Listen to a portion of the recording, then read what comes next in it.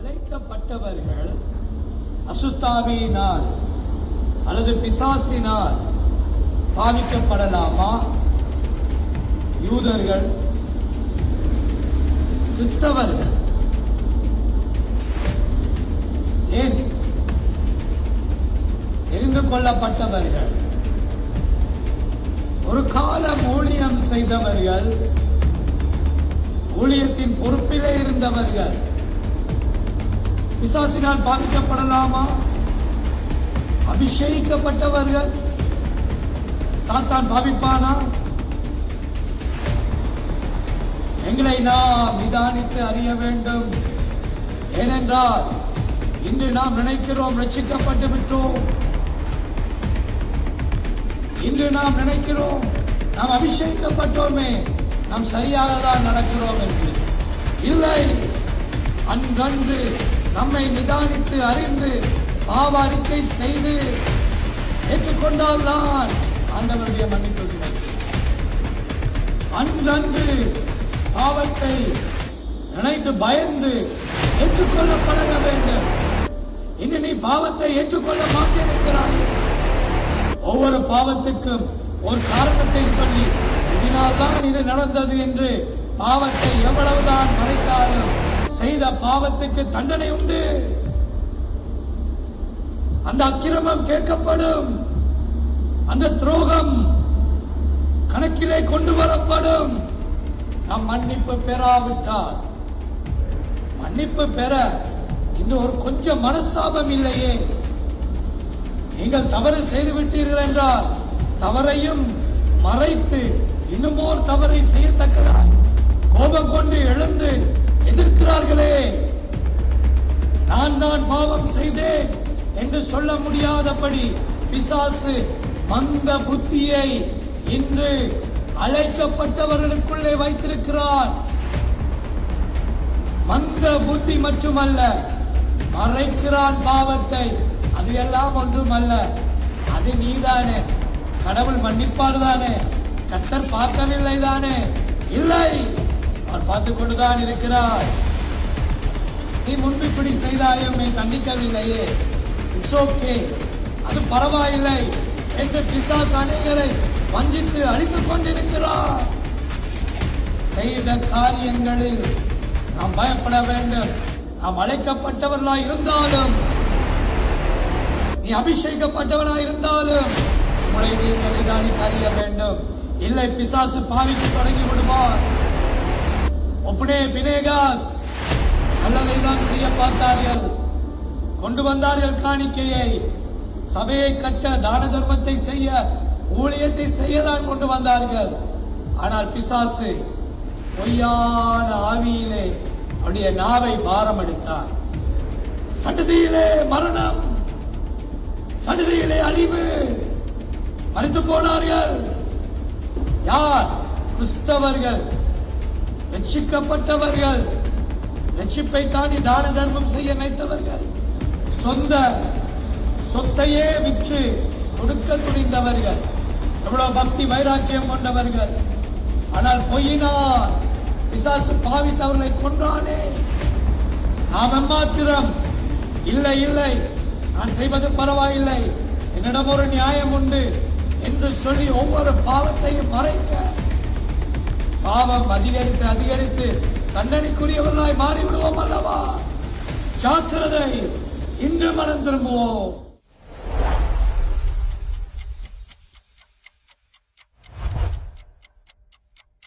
பிரியமானவர்களே, இன்று ஒரு மூட நம்பிக்கையை பிசாசானவன் ரட்சிக்கப்பட்ட கிறிஸ்தவர்களுக்குள்ளேயும் அழைக்கப்பட்டவர்கள் எனப்பட்டவர்களுக்குள்ளேயும், ஈவன் அனாயிண்டட் ஒன்ஸ், அபிஷேகிக்கப்பட்டவர்கள் எனப்பட்டவர்களுக்குள்ளேயும் கொண்டு வருகிறார்.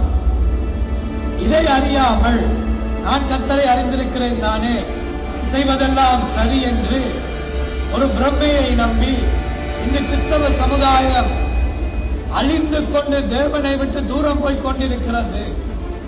எப்படி? நான் அழைக்கப்பட்டவன், நான் செய்வது சரி, நான் அபிஷேகப்பட்டவன் தானே, நான் ஒரு நாள் பாடல் பாடி துதித்தவன் தானே, நான் ஒரு சபை நடத்தினவன் தானே, நான் உத்தம விசுவாசி தானே, நான் 30 வருடங்கள் 50 வருடம் சபைக்கு போகிறவன் தானே என்று சொல்லி இன்னைக்கு தாங்கள் நினைத்தபடி எல்லாம் செய்வதெல்லாம் கடவுள் ஏற்றுக்கொள்கிறார் என்று நினைத்துக் கொண்டிருக்கிறார்கள். நோ, இல்லை. அந்த பாவத்துக்கு, நாம் செய்கிற அக்கிரமங்களுக்கு, நாம் செய்கிற துரோகங்களுக்கு அழைக்கப்பட்டவர்களாக இருந்தாலும் தண்டனை உண்டு. கிறிஸ்தவனாய் நீ பிறக்கலாம், கிறிஸ்தவனாய் நீ வாழலாம், மரணம் வரை கிறிஸ்தவனாய் இருக்கலாம். ஆனால் தேவன் சொன்ன கட்டளைப்படி நடக்காமல் சுயமாய் நடந்து சுய இச்சைகளை நிறைவேற்றி பாவத்துக்கு அடிமையானால் நீங்கள் சாத்தானால் பாவிக்கப்பட்டார். நாம் தேவனுக்கு பிரியமானவர்கள் அல்ல. இனி பிசாசானவன் பாவிப்பான். சவுல் எனப்பட்டவன் அழைக்கப்பட்டவனாயிருந்தான், தான் அபிஷேகமும் பெறப்பட்டிருந்தான். தீர்க்க தரிசிகளில் சவுலும் ஒருவனோ என்று சொல்லத்தக்கதாய் தீர்க்க தரிசன வரமும் ஒரு நாள் பேசினான். காலப்போக்கிலே அவனுடைய இருதயத்திலே உண்டான கோபங்கள், எரிச்சல் குணங்கள், பழிவாங்கல் எண்ணங்களாய் மாறி கடைசி ஒரு கொலைக்காரனாய் மாறினார். வேதம் என்ன சொல்லுகிறது? கர்த்தர் விட்டு விலகினார். ஆனால் அவன் நினைத்துக் கொண்டிருக்கிறான், சாமுவேலின் மேல் ஊற்றின அபிஷேகம் எனக்குள்ளேதானே இருக்கிறது. தேவன் என்னை அழைத்தாரே, ராஜாவாய் அபிஷேகித்தாரே, நாம் செய்வதெல்லாம் சரி என்று தேவன் சொல்லாததை எல்லாம் செய்தார். குறி சொல்லுகிறவர்களிடம் சென்றான். குறி சொல்லுகிறவரிடம் போய், நான் பார்க்கிறவரிடம் போய் ஜோசியம் கேட்டு, நாட்களை குறித்து கேட்டு, சந்தர்ப்பங்களை குறித்து கேட்டு தேவனை கோபப்படுத்தினார். தாவீது போன்ற பலரை தன்னுடைய சொந்த மகனையே கொள்ளுவதற்கு ஈட்டி எடுத்து வீசினார். சாமுவேல் செய்ய வேண்டிய பழியை தான் செய்து சாமுவேலுக்கு விரோதமாய் தைரியமாய் பேசினார். நான் ராஜா தானே. இப்படிதான் அபிஷேகம் போனதை அறியாமல் அவன் செய்த பாவத்துக்கு மேலே பாவம் அதிகரித்து அவனுடைய கண்கள் மூடப்பட்டது. இன்று அநேகருடைய கண்கள் மூடப்படுகிறது. நான் அழைக்கப்பட்டவன் தானே, நான் ஒரு காலம் ஊழியம் செய்தேன் தானே, நான் தீர்க்க தரிசனம் சொன்னேன் தானே, நான் ஜெபிக்க அற்புதம் நடந்தது தானே, நான் பிரசங்கம் செய்தவன், நான் பாவம் செய்ய மாட்டேன் என்று எண்ணி இன்னைக்கு கர்த்தரை விட்டு அநேகர் தூரம் போய் கொண்டிருக்கிறார்கள். பாவத்துக்கு அடிமையாகிக் கொண்டிருக்கிறார்கள். தவறு. நீங்கள் செய்கிற பாவத்துக்கு தண்டனை உண்டு. நான் செய்கிற பாவத்துக்கு தண்டனை உண்டு. கடவுள் மன்னிக்கிறார் என்று எங்கள் பாவங்களை அவர் ஏற்றுக்கொள்கிறார் என்று அல்ல. அது பிசாசானவன் கொடுக்கிற ஓர் வஞ்சகம். அது பிசாசு வஞ்சிக்கிறார். மனம் திரும்புவோமாக. அனனியா சப்பீராவை பாருங்கள். கிறிஸ்தவர்கள் என்று புதிதாக தேவ சபையிலே சேர்க்கப்பட்டு வைராக்கியமாயிருந்தார்கள். ஆனால் என்ன நடந்தது? ஒரு சாதாரண கிறிஸ்தவனை விட அவர்கள் மேன்மையா இருதயம் கொண்டவர்கள். தங்கள் சொத்துக்களையே விற்று தான தர்மத்துக்கு மொழியத்துக்கு கொடுக்க விரும்பினார்கள். ஆனால் பிசாசு ஒரு நேரத்திலே அவருடைய நாவுகளை பொய்யாக பாவித்தான். பொய் சொல்லி பேதுரு கேட்கிறான், இதற்கா வித்தீர்கள்? ஆம், இதற்குதான். மனைவி சொல்லுகிறார், இதற்கா வித்தீர்கள்? ஆம், இதற்குதான். புருஷன் ஒத்து போகிறார். கணவன் மனைவியாய் பொய் சொல்லுகிறார்கள். தேவ ஊழியக்காரனுக்கு முன்பாக உடனே சடுதியிலே மரணம் அவர்களை ஆட்கொள்கிறது. மறித்து போகிறார்கள். ஏன்? பொய்யின் தகப்பன் பிசாசு அல்லவா? அபிஷேகிக்கப்பட்டோம், அழைக்கப்பட்டோம், கிறிஸ்தவர்கள், ஞானஸ்தானம் பெற்றவர்கள், ஊழியம் செய்தவர்கள், செய்கிறவர்கள்.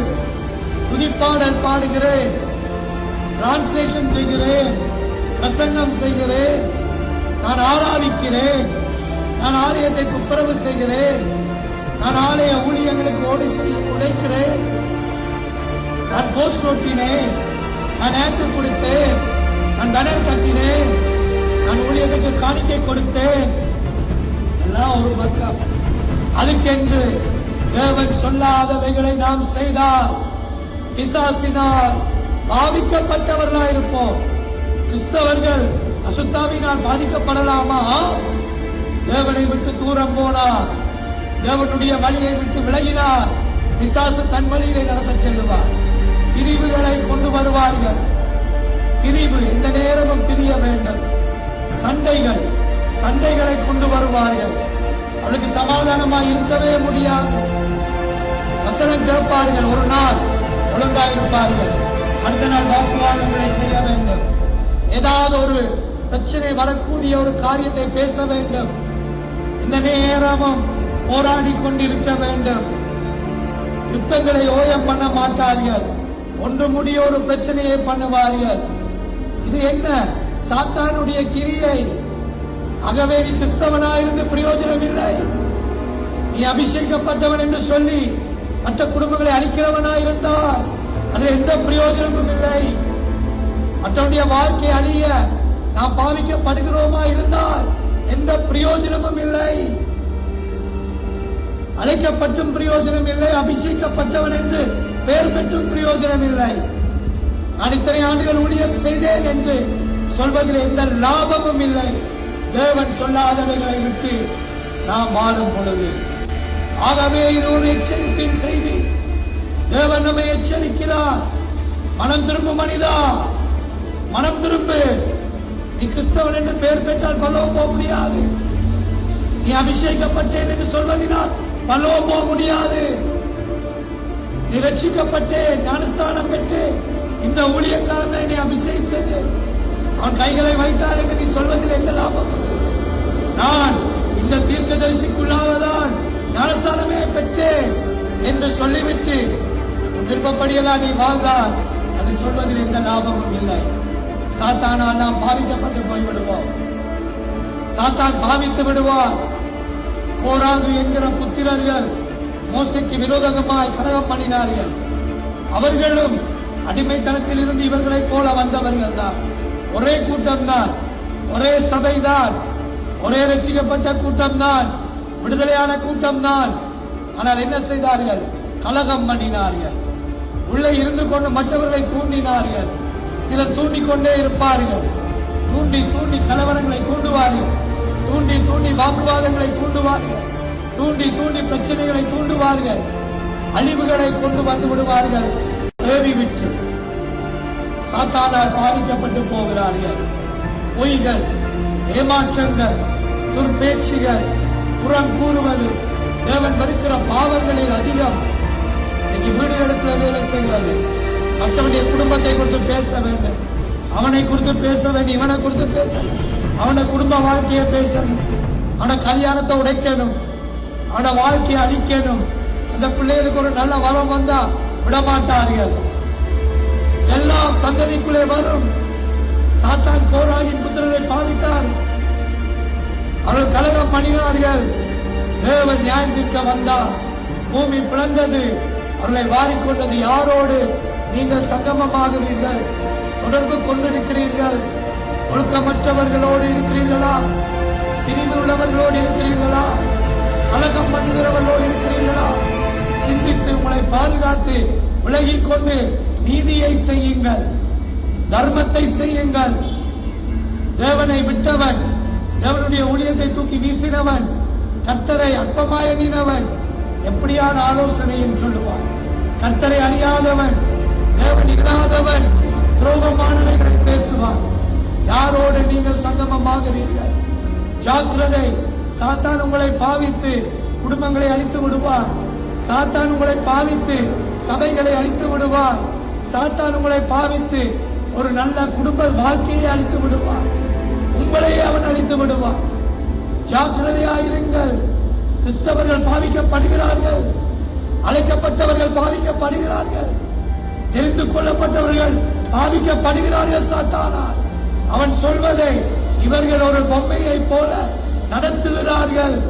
இதிலே அழிவு வருகிறது, ஆபத்து வருகிறது. சிந்தித்து செயல்படுவீர்களாக. காலம் சமீபம். இயேசு வரப்போகிறார். நியாயத்தீர்ப்பு சமீபம். எச்சரிப்பு. கிறிஸ்தவனே எச்சரிப்பு. அழைக்கப்பட்டவனே எச்சரிப்பு. ஊழியத்தில் கை வைத்தவனே எச்சரிப்பு. விசுவாசியே எச்சரிப்பு. ஊழியக்காரனே எச்சரிப்பு. நீங்க பாருங்க, சில ஊழியக்காரனையே பிசாசு பாவிப்பார். நீங்க பாருங்க, சில ஊழியக்காரனை கும்பிடுறாங்க, கீழே வணங்கி கும்பிடுறாங்க. எந்த ஊழியக்காரனை கும்பிட தேவையில்லை. அது அவனை ஒரு மேட்டிமையை கொடுத்து பிசாசு விசுவாசியெல்லாம் முழங்கால இருக்கிற அவன் வார நேரம் பாவிக்கிறான். இந்த ஜனங்கள் அவன் கர்த்தருடைய வார்த்தையை பேசணும் மதிக்க ஆரம்பிக்கும் பொழுது தன்னை வணங்க விடுகிறார்கள். அவர்கள் என்ன செய்ய வேண்டும்? ஊழியக்காரன், அப்படியெல்லாம் நீ செய்யக்கூடாது, நான் மனுஷன், நான் கடவுள் அல்ல, என்ன வணங்காத என்று சொல்லி எழுப்பி விட்டு விட வேண்டும். இவர்கள் அந்த வந்தனத்தை ஏற்றுக்கொள்கிறார்கள். ஆகவே எச்சரிப்பாயிருங்கள், பிசாசு எந்த முறையிலும் வருவான், எந்த விதத்திலும் வந்து அழித்து விடுவான். எதை செய்கிறோம், யாரோடு எதை பேசுகிறோம், எதையெல்லாம் நடத்துகிறோம் என்று எச்சரிப்பாய் நாம் நடந்து கொள்ள பழக வேண்டும். அப்பொழுதுதான் சாத்தானால் பாதிக்கப்படுகிறோமா இல்லையா என்பதை நாம் விளங்கிக் கொண்டு தேவன் விரும்புகிறபடி வாழுகிறோம் என்பதை அறிந்து வாழ முடியும். எத்தனையோ பேர் தேவனை அறிந்து துன்மார்க்கமாய் நடந்து கொண்டார்கள். அப்சலோம் தாவீதின் குடும்பத்திலே பிறந்தவன், தன் தகப்பனுக்கு விரோதமாய் வந்து அழிந்து போனானே. இன்னைக்கு குடும்பத்துக்கு விரோதமாய் குடும்பம் செயல்படுகிறது. எரிச்சல் பொறாமைகளை தூண்டிவிட்டு சிலர் ஓடி விடுவார்கள். இந்த குடும்பம் அழிந்து அநியாயமாய் சின்ன பின்னமாய் கொண்டிருக்கிறது. ஜாக்கிரதையாயிருங்கள். கிறிஸ்தவர்கள், அழைக்கப்பட்டவர்கள், அபிஷேகப்பட்டவர்கள், ஊழியம் செய்தவர்கள், பாடியவர்கள், பிரசங்கம் செய்தவர்கள், தீர்க்க தரிசனம் சொன்னவர்களா இருந்தாலும் ஒரு நாள் சாத்தான் பாவித்து விடுவார். ஜாக்கிரதை. மனம் திரும்புவோம். இந்த செய்தி எச்சரிப்பின் செய்தி. ஜெபம் செய்வோமா? பரலோக பிதாவே, எங்களை மன்னியும். நான் தான் பாவம் செய்தேன் என்று ஏற்றுக்கொள்ளுகிற இருதயத்தை ஒவ்வொருவருக்கு அருளுவீராக. இன்று சாத்தான் வஞ்சிக்கிறானே, அது பரவாயில்லை, அந்த பாவம் பரவாயில்லை, அது நீதானே கடவுள் மன்னிப்பார் என்று சொல்லி, நீ பாவம் செய்யவில்லை, அது பாவம் இல்லை என்று சொல்லுகிற அளவுக்கு துரோகம் செய்வதை இந்த ஜனங்கள் ஏற்று நடக்கிறார்களே, இவர்களை மன்னியும். மற்றவனுடைய அழிவுக்கு, மற்றவனுடைய ஒரு மனுஷன் அழிய காரணம் இவர்களா இருந்திருந்தால் மன்னியும். வேறு குடும்பங்கள் அழிய இவர்கள் பாதிக்கப்பட்டிருந்தால் மன்னியும்.